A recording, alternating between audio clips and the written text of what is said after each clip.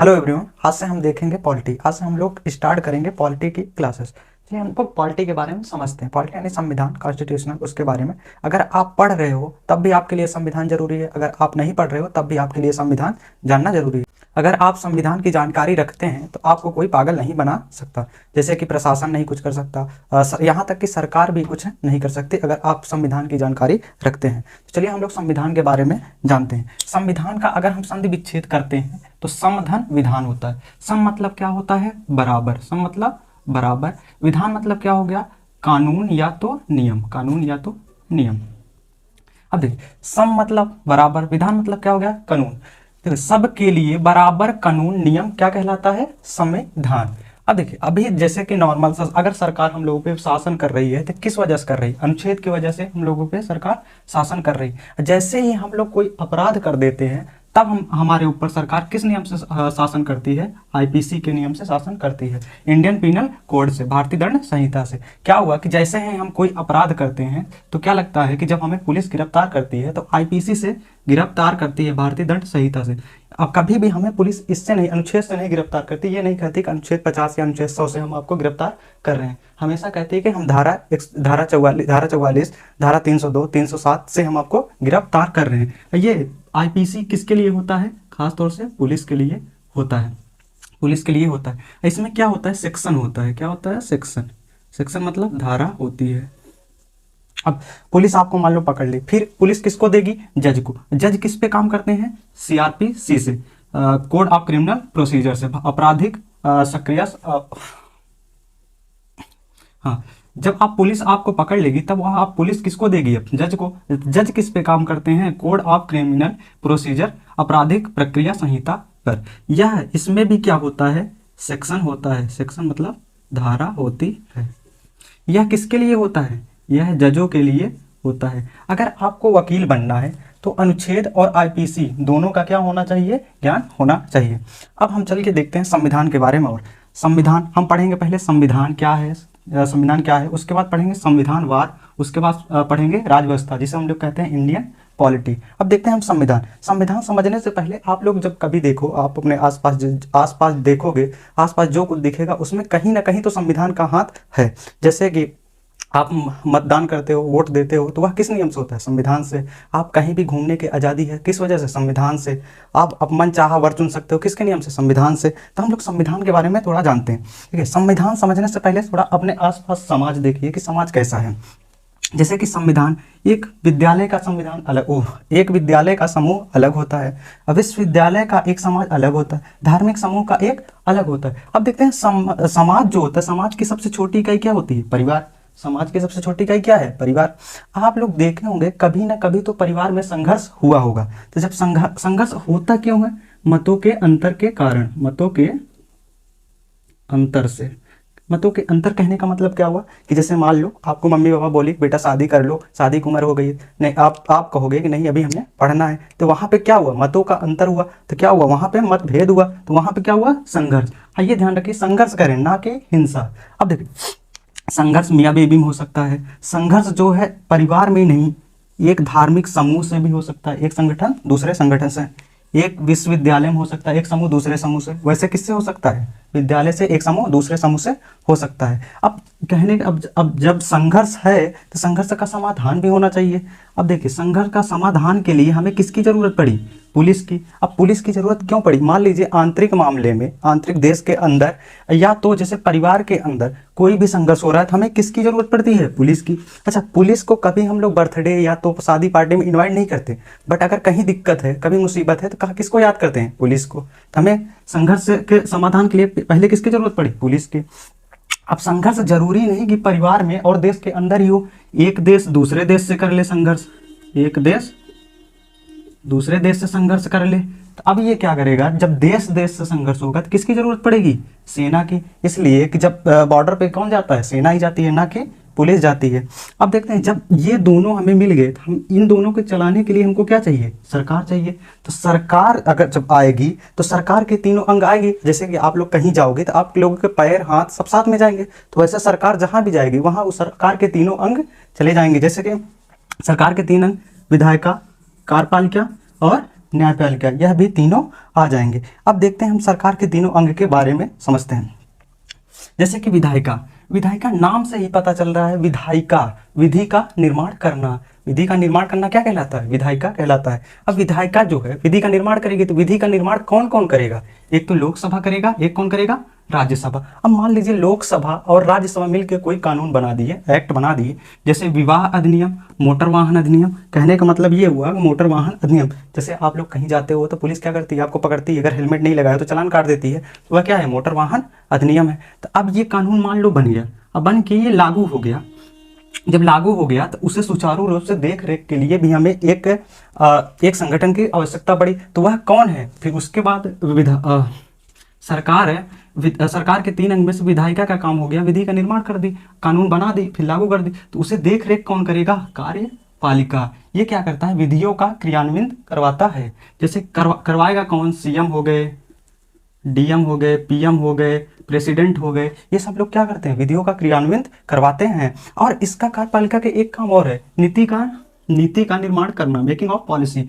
Policy भी यह सरकार बना सकती है, कार्यपालिका नीति का निर्माण भी कर सकती है, पॉलिसी बना सकती है। ये ध्यान रखिएगा, अगर आप अधिनियम और पॉलिसी में अगर आप अधिनियम को तोड़ोगे तो आपको मार खाना फिक्स है, बट अगर पॉलिसी को आप नहीं मानते हो तो इसमें दंडहीन नहीं हो सकते, इसमें मतलब मार खाना फिक्स नहीं है। क्योंकि यह कार्यपालिका जो है यह दो प्रकार की होती है, एक तो अस्थायी कार्यपालिका होती है, एक अस्थायी कार्यपालिका। अस्थायी कार्यपालिका में कौन कौन से हो जाएंगे, एक तो हो जाएंगे सीएम, पीएम, प्रेसिडेंट, विधायक, ये सब क्या है, अस्थायी कार्यपालिका, विधायक, ये सब क्या है, अस्थायी कार्यपालिका के अंग हैं। अब ये क्या हुआ कि ये लोग 5 साल के आएंगे, यही लोग पॉलिसी बनाते हैं। फिर क्या हुआ, अगर ये 5 साल बाद अगर इनको जनता चाहेगी तो दोबारा आएंगे, अगर जनता नहीं चाहेगी तो ये लोग दोबारा नहीं आ पाएंगे, इसलिए इन्हें क्या कहा गया, अस्थायी कार्यपालिका। अब अस्थायी कार्यपालिका में क्या हो गया, एसपी हो गए, डीएम हो गए। अब क्या हुआ, एक बार ये लोग नौकरी में आने के बाद क्या रहता है कि इन लोगों का 5 साल का कार्यकाल नहीं है, हमेशा के लिए होते हैं, जब तक रिटायर्ड नहीं होते हैं। तो ये ध्यान रखिएगा, अधिनियम अगर आप तोड़ोगे, एक्ट कानून तोड़ोगे तो मार खाना फिक्स है, अगर पॉलिसी तोड़ते हो तो उसमें मार खाना फिक्स नहीं। क्योंकि जब सरकार 5 साल बाद अगर चली जाएगी, अगर मान लो सरकार वही है तो वो पॉलिसी चलेगी, अगर वह सरकार नहीं है तो वो पॉलिसी भी खत्म हो जाएगी। अब देखिए न्यायपालिका, सरकार के तीनों अंग में से अब किसको देखते हैं हम, न्यायपालिका को। न्यायपालिका को जरूरत क्यों पड़ी, अब मान लीजिए कि ये विधायिका कोई कानून बना दी और कार्यपालिका उसे लागू करने से मना कर दी। जैसे विधायिका कोई कानून बनाई और भारत के कोई राज्य उसे मना कर दिया, तो विधायिका और कार्यपालिका में क्या हो जाएगा, विवाद हो जाएगा। तो इस विवाद का निवारण करने के लिए किसकी जरूरत पड़ी हमको, न्यायपालिका को। अब न्यायपालिका की जरूरत पड़ी विवाद के निवारण के लिए। अब इसका निवारण करेगा कौन, इसमें भी 3 इसके भाग हैं, एक तो उच्चतम न्यायालय है, एक उच्च न्यायालय है, एक जनपद न्यायालय है।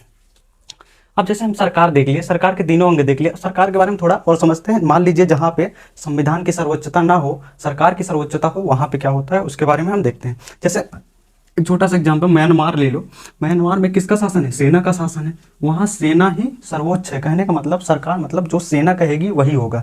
अब सेना ही वहाँ डिसाइड करेगी विधायिका कैसे काम करेगी, कार्यपालिका कैसे काम करेगी, न्यायपालिका कैसे काम करेगी।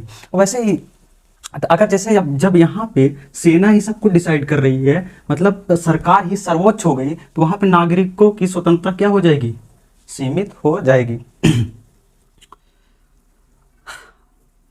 अब देखते हैं हम ईरान, जैसे कि म्यांमार को देख लिए, हम ईरान को देखेंगे। ईरान में क्या है, धार्मिक नेता है, तो वहाँ पे क्या है, धर्म से रिलेटेड जितनी है उनको महत्ता दी जाती है। जैसे आप कोई कपड़े पहनते हो मान लो, तो अगर उस वहाँ के धार्मिक नेता जैसे हैं, तो वहाँ को अगर वो धर्म से रिलेटेड वो कपड़ा नहीं है तो उसको क्या कर देंगे, वो उसे पहनने नहीं देंगे। तो वहाँ क्या हुआ, सरकार ही सर्वोच्च हुई, जो सरकार कहेगी वही करोगे। तो मतलब यहाँ भी क्या होगा, नागरिकों की स्वतंत्रता क्या होगी, सीमित होगी। तो अब इन्हीं दोनों के देखते हुए यूएसए ने कहा, मतलब अमेरिका ने कहा कि हम सरकार तो रखेंगे बट सर्वोच्च क्या रहेगा, हम संविधान। तो फर्स्ट लिखित संविधान किसका है, अमेरिका का है, ये ध्यान रखिएगा। और संविधान ही यहाँ पे क्या है, सर्वोच्च है। अब ध्यान रखिए, जहाँ पे संविधान सर्वोच्च रहेगा वहाँ पे क्या रहेगी, सरकार जो है, सरकार के तीनों अंग विधायिका, कार्यपालिका, न्यायपालिका, ये किसके अधीन काम करेंगे? संविधान के अधीन। तो यहाँ कहने का मतलब संविधान जहाँ सर्वोच्च हो जाएगा वहाँ सरकार की शक्तियाँ क्या हो जाएंगी? सीमित हो जाएंगी। और जहाँ सरकार की शक्तियाँ सीमित हो गई वहाँ नागरिकों की स्वतंत्रता क्या हो जाएगी? अधिक हो जाएगी। अब जैसे आप अमेरिका में चले जाओ, अब वहाँ पे स्वतंत्रता फुल है, चाहे जो आप करो कोई ना रोकेगा वहाँ पे। अब यहीं पे यहाँ पे क्या हो गया? म्यांमार और ईरान में क्या हुआ कि नागरिकों की स्वतंत्रता क्या है? सीमित है।